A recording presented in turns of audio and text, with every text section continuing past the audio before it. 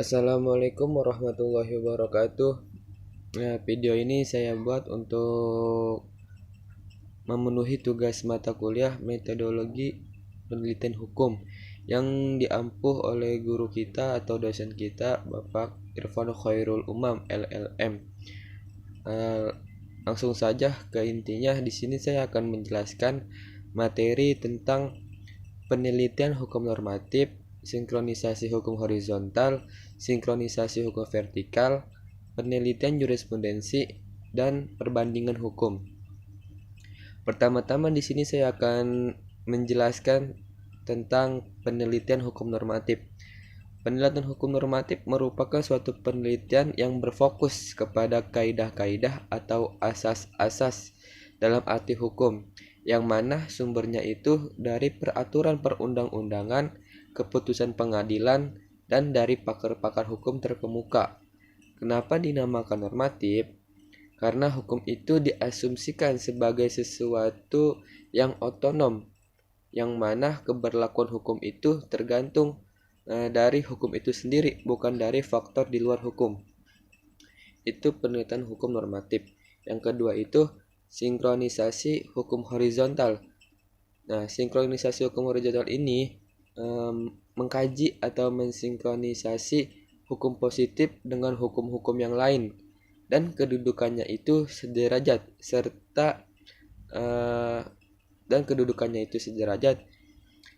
serta bekerja di dalam bidang yang sama. Dalam hal ini, contohnya itu seperti mensinkronisasikan uh, perkawinan, peraturan perundang-undangan tentang perkawinan beda agama antara Undang-Undang Nomor 1 Tahun 1974 tentang perkawinan dengan Undang-Undang Nomor 23 Tahun 2006 tentang administrasi kependudukan. Kedua peraturan perundang-undangan di sini memiliki derajat dan kesamaan. Makanya sinkronisasinya itu dilakukan secara horizontal. Mensinkronisasinya juga pun harus benar-benar, dalam artian itu harus mengetahui waktu ditetapkannya perundang-undangan yang bersangkutan. Lanjut, yang ketiga itu sinkronisasi hukum vertikal. Nah, sinkronisasi hukum vertikal ini mensinkronisasi peraturan perundang-undangan dengan peraturan perundang-undangan yang lain dalam hierarki yang berbeda. Dan tugasnya sinkronisasi hukum vertikal ini hanya melihat apakah peraturan perundang-undangan yang mengatur di dalam bidang tertentu itu bertentangan dengan yang satu, bertentangan antara satu dengan yang lainnya. Itu tugas sinkronisasi hukum vertikal. Dalam pasal 7 Undang-Undang Nomor 12 Tahun 2011, di situ menjelaskan pembentukan peraturan perundang-undangan, bahwa jenis dan hierarki perundang-undangan itu terdiri dari, yang pertama itu Undang-Undang Dasar Negara Republik Indonesia tahun 1945. Yang kedua itu penetapan MPR. Yang ketiga undang-undang atau peraturan pengganti undang-undang. Yang keempat itu peraturan pemerintah. Yang kelima peraturan presiden. Yang keenam ini peraturan daerah atau provinsi. Yang ketujuh itu peraturan daerah atau kabupaten. Nah, dalam peraturan perundang-undangan di atas, sinkronisasinya juga pun harus diperlihatkan kronologi tahun dan nomor di tahun dan nomor ditetapkan perundang-undangan yang bersangkutan atau yang bersangkutan.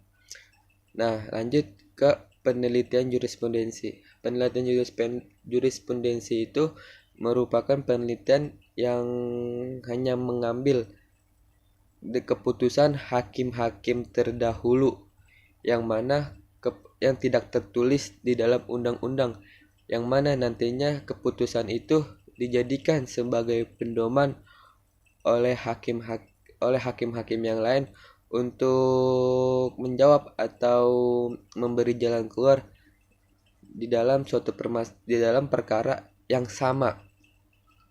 Jurisprudensi juga berfungsi sebagai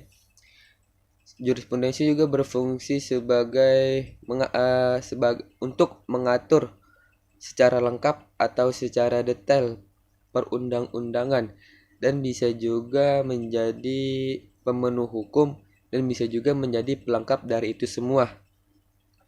Dan jurisprudensi juga bisa mengisi kekosongan hukum, karenanya jurisprudensi merupakan instrumen hukum dalam rangka menjaga kepastian hukum. Nah, yang terakhir itu perbandingan hukum. Nah, perbandingan hukum ini mencari atau mensinyalir perbedaan dan persamaan dengan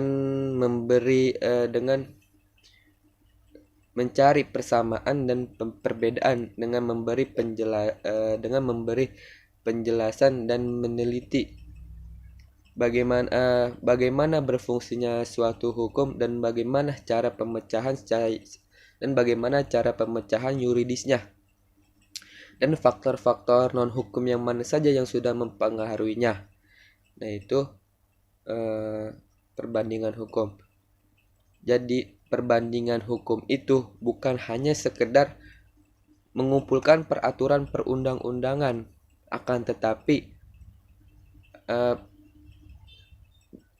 jadi perbandingan hukum itu bukan hanya sekedar mengumpulkan peraturan perundang-undangan serta menyamakan atau membedakannya, akan tetapi hal yang paling mendasar dalam perbandingan hukum itu adalah sudah sampai sejauh mana peraturan perundang-undangan atau kaidah-kaidah yang sudah dilakukan oleh masyarakat.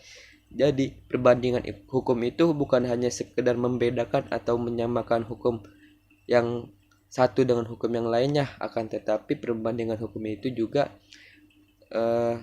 lebih sudah sejauh mana hukum itu dilakukan oleh masyarakat.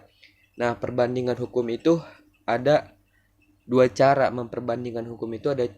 Yang pertama, perbandingan hukum secara makro. Yang kedua itu perbandingan hukum secara mikro. Yang makro itu memperbandingkan sumber-sumber hukum dengan cara umum. Kalau yang mikro itu hanya memperbandingkan sumber-sumber hukum tertentu. Kiranya cukup sekian dari saya yang dapat saya jelaskan.